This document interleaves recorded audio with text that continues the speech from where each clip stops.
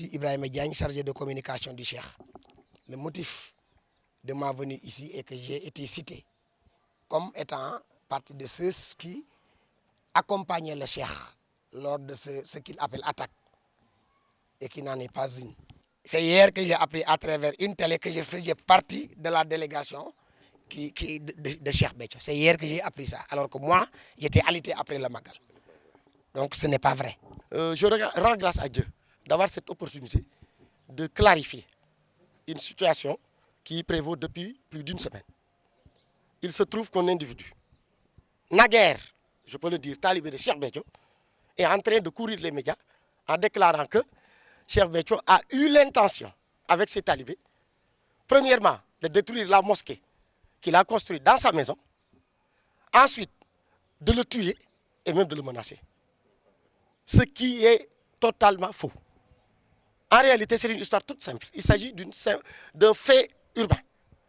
Cheikh Béthio a été administrateur civil, a été à la tête de la commune de Kaolack, la commune de Pikine, la communauté urbaine, la Diourbel d'abord, Kaolack, Pikine et la communauté urbaine de Dakar. Quand Serigne Saliou lui a donné ce quartier, il a voulu respecter les normes en matière d'urbanisme. 0 fosse septique en dehors des maisons. 0 balcon en dehors des maisons et 0 excroissance en dehors des maisons. Voilà les faits. Il se trouve qu'après le Magal, un talibé a dit à Cheikh Béthio qu'il y a aujourd'hui des gens qui sont en train d'enfreindre cette règle. Une personne a construit un balcon en dehors et une autre personne a construit une mosquée avec une excroissance. Ce qui a motivé rapidement la réaction du Cheikh en demandant au chef de village de venir, Serigne Babacar Mbaye, et à son adjoint, Serigne Djibi Ndiaye, de venir. Les talibés, jeunes, vigoureux, qui étaient dans le salon et qui voulaient l'accompagner ont été vite rabroués. Que personne ne vienne. Donc il y avait en tout et pour tout 6 personnes, plus le Cheikh, qui sont allés voir Diouf. Comment est-ce qu'ils sont entrés? Ils ne sont pas entrés dans la maison. Il se trouve que son garage ne peut pas contenir sa voiture. Donc il y a forcément une porte qui est ouverte. Quand on a frappé à la porte, moi j'étais là, non pas accompagnant le Cheikh, mais parce que quand j'ai entendu ce qui s'est passé, je suis allé moi-même et j'ai assisté à la scène. On l'a appelé, il est sorti. Le Cheikh avec courtoisie l'a salué, lui a demandé pourquoi vous faites ça. Dans un premier temps, il a accepté. Quand on vous agresse, vous ne fuyez pas en laissant. Quand vous fuyez en laissant derrière votre femme, ça veut dire que vous êtes un lâche. Il n'a pas fui. Il a usé de stratège en disant au Cheikh que je vais le faire. Et lorsqu'il est entré dans sa maison, immédiatement s'est barricadé et a commencé à hurler et à dire des inepties. Ce qui a motivé. Je dis encore une fois que nous avons des preuves. Allez au niveau de la police, demandez au policier Cham, qui était de garde, l'heure de la mention de Cheikh. C'est lui qui est venu, qui a quéri la police. Accompagné maintenant de 2 éléments de la police, il est allé constater et les gens sont rentrés. Moi, c'est après que je suis allé le voir. Il m'a dit que non, ça va s'éteindre. Parce que je ne pense pas qu'il y ait des suites. Il n'y a jamais eu d'agression. Mais la parcelle, il l'a obtenue, c'est très simple. Moi, j'étais là. À l'époque, il était au Danemark, il a oublié. Il a donné à son oncle maternel 750 000. Et c'est là derrière que le Cheikh avait demandé à Serigne Babacar de lui donner une parcelle. Je me rappelle d'un commentaire que le Cheikh avait dit. Serigne Babacar ne l'a pas mentionné. Ne le donnez pas. Ne lui donnez pas les parcelles qui jouxtent ma maison.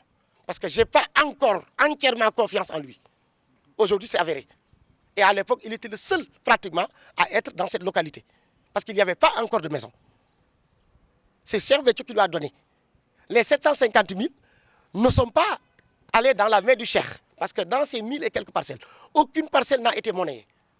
Il a aussi dit dans une radio que Cheikh Béthio interdit de vendre ses parcelles à d'autres personnes que ses talibés. C'est parce que simplement il voudrait sauvegarder pour la postérité l'intégrité de ce domaine qui lui a été donné d'un tenant par Serigne Saliou.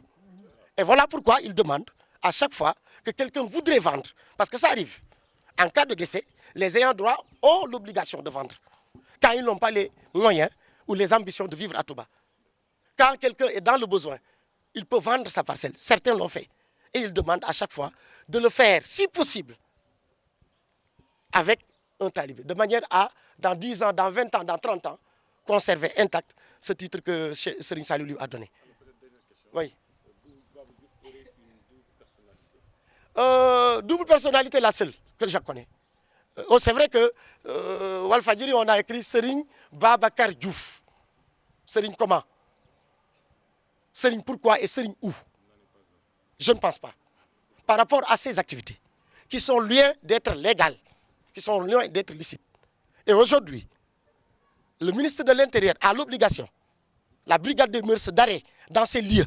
Nous connaissons les endroits, nous connaissons les activités qui sont menées.